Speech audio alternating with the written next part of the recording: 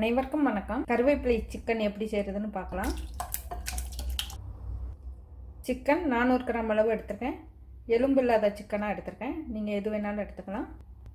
ஒரு 15 சின்ன வெங்காயம் குண்டு குண்டாக நறுக்கி எடுத்துக்கணும்.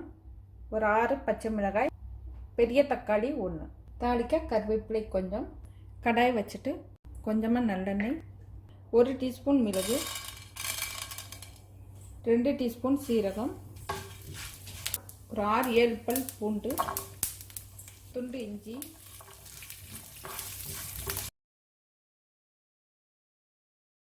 ரெண்டு டேபிள் ஸ்பூன் மல்லி,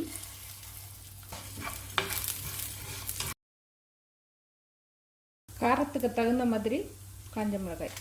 மிளகு சேர்த்துருக்கோம், பச்சை மிளகாய் வேறு சேர்க்குறோம், பார்த்து சேர்த்துக்கணும்.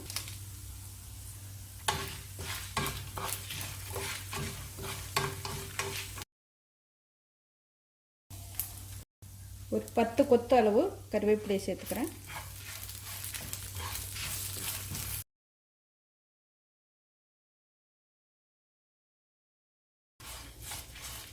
பச்சை வாசனை போக வதக்கினா போதும்.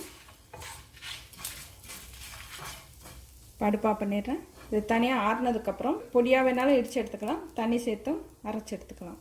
கடாய் வச்சுட்டு தேவையான அளவு நல்லெண்ணெய் சேர்த்துக்கலாம். எண்ணெய் காஞ்சிடுச்சு. கொஞ்சமாக சோம்பு,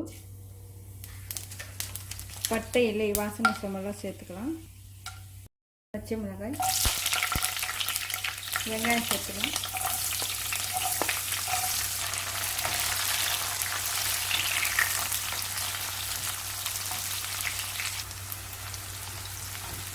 கருவேப்பிலை, தக்காளி,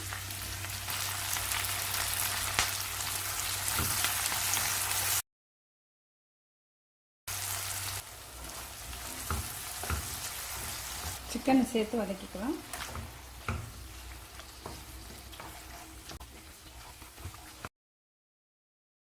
பச்சை கறி மாறுற வரைக்கும் வதக்கிடலாம். 1 நிமிஷம்.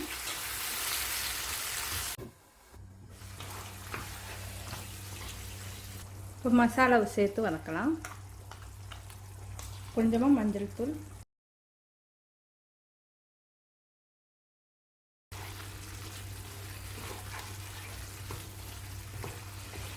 தேவையான அளவு உப்பு,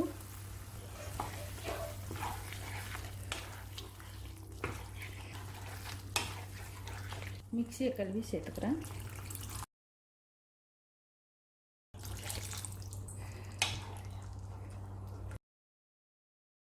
இப்போ மிதமான தீயில் ஒரு 5 நிமிஷம் கொதிக்க விடலாம். இடையில அப்பப்போ கிளறி விடணும். ஒரு 2 நிமிஷத்துக்கு ஒரு தரம் கிளறி விடலாம்.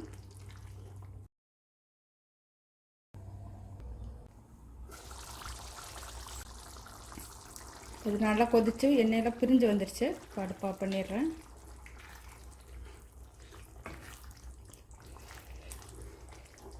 ஒரு 6-7 நிமிஷத்துக்குள்ளே வெந்துடும். அடுப்பா பண்ணிவிட்டு கருவேப்பிலை சேர்த்துக்கலாம்.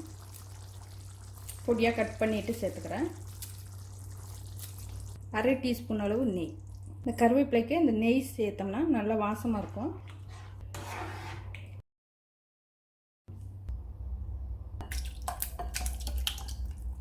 இப்போ கருவேப்பிலை சிக்கன் ரெடி ஆயிடுச்சு. இது சாதத்தில் சேர்த்து சாப்பிட சுவையாக இருக்கும். இட்லி, தோசை, சப்பாத்தி, பூரிக்கும் சேர்த்து சாப்பிட சுவையாக இருக்கும். நன்றி, வணக்கம்.